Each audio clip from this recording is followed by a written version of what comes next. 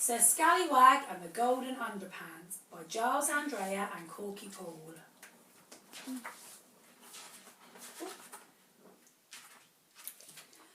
Long ago there lived a king of majesty and fame, the mighty King of England, and King Colin was his name. King Colin wasn't clever and King Colin wasn't bold, but what made King Colin special were his underpants of gold. Now one night while the king and queen were sleeping in their bed, a giant stole these underpants and put them on his head.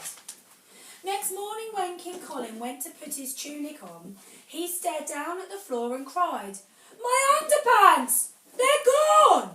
They're my underpants of glory, my underpants of power. My breakfast will be ruined if they're not back within this hour. Go send for my bravest knight," he bellowed down the hall. And so they fetched Sir Scallywag, the bravest knight of all. Sir Scallywag was mighty and Sir Scallywag was bold. It didn't seem to matter that he was only 6 years old. "What is it I can do for you, O mighty king?" he cried. "Retrieve my golden underpants," the trembling king replied. "I'm lost without my underpants of gold, and besides it's rather draughty and my bottom's getting cold." "Your wish is my command, O king," Sir Scallywag declared. "I promise on my life the royal bottom won't be bared." He whistled for his trusty steed, who cantered to his side. "Come, doofus," said Sir Scallywag, "we're going for a ride." They galloped over mountains and they rode through forest green, but alas, the golden underpants were nowhere to be seen. "Disaster," cried Sir Scallywag. "What will King Colin do? He'll probably chop my head off and then flush it down the loo." So he rode back to the castle in a state of dread and fear. But just then on the horizon, something started to appear.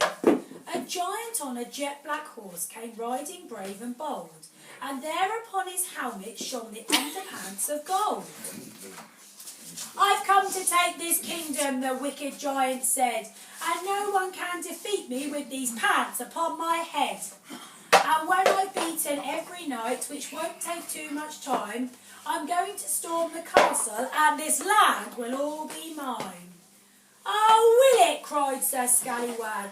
"Well, let's just wait and see, for you won't defeat this kingdom without first defeating me." The giant roared with laughter. "Ha ha! But you're just a little boy. I could kill you in an instant. I could break you like a toy." "Just try it," said Sir Scallywag while lowering his lance.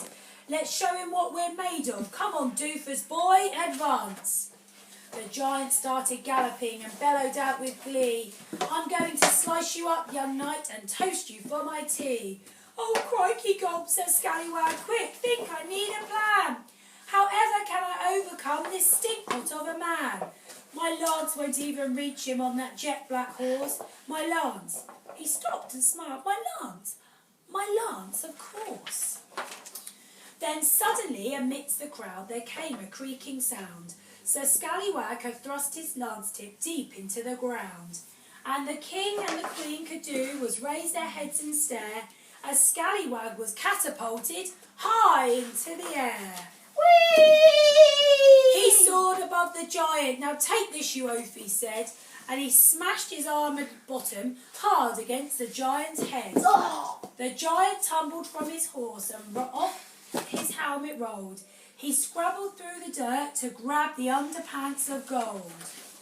Sir Scallywag got there first and shouted through the cheers, "Just leave them there, you numpty, or I'll chop off both your ears."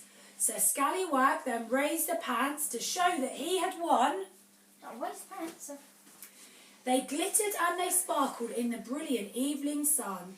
"Oh no," the giant sobbed and wailed, "I'm scared, I want my mum," and crying like a baby he began to suck his thumb. "Oh, thank you, brave Sir Scallywag," rejoiced the king and queen. "You're the bravest little fellow that this kingdom's ever seen.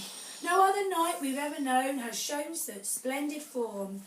Then the king sat down for breakfast and his eggs were still just warm.